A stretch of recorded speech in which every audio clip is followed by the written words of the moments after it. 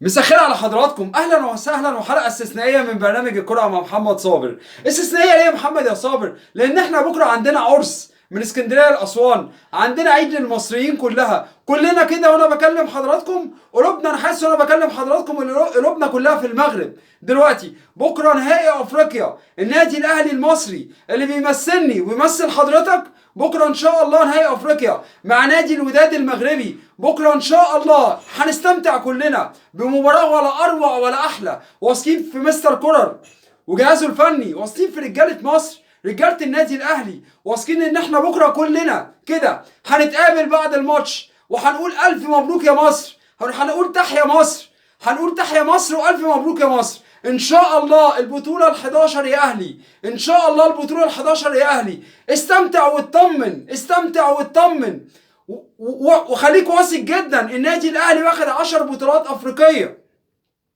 يعني ان شاء الله ان شاء الله بكره البطوله ال11، بكره مصر كلها هتكون فرحانه، بكره كلنا هنستمتع، وكلنا هننام فرحانين. هيبقى في فرحه مصريه من اسكندريه لاسوان. وهقولها لحضرتك مليون مره، بكره النادي الاهلي ما بيمثلش النادي الاهلي، بيمثل مصر من اسكندريه لاسوان، بيمثلك بيمثلني وبيمثل حضرتك وبيمثل حضرتك. بكره كلنا لون تيشيرت النادي الاهلي لون مصر، بكره كلنا مع علم مصر وتيشيرت النادي الاهلي، لان بكره احنا كلنا مصريين من اسكندريه لاسوان عايزين نفرح وهنفرح. خليك واثق بكره في النادي الاهلي وجهازه الفني ان كلنا ان شاء الله بكره بعد المباراه هنقول الف مبروك يا مصر، الف مبروك يا مصريين، الف مبروك للرياضه المصريه. واوعى تنسى المشهد العظيم اللي حصل بين الشعب المغربي والشعب المصري، اللي ده بكره نهائي عربي. اللي هيكسب هنقول له مبروك، واللي هيتغلب هنقول له هارد لك.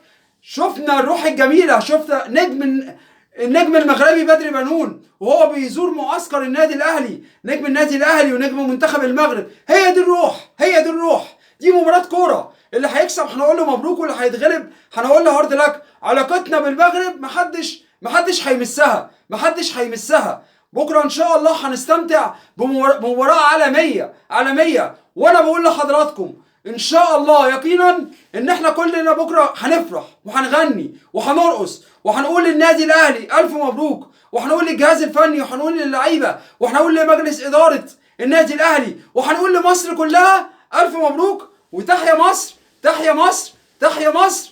وان شاء الله هنتقابل بعد المباراه. والسلام عليكم ورحمه الله وبركاته.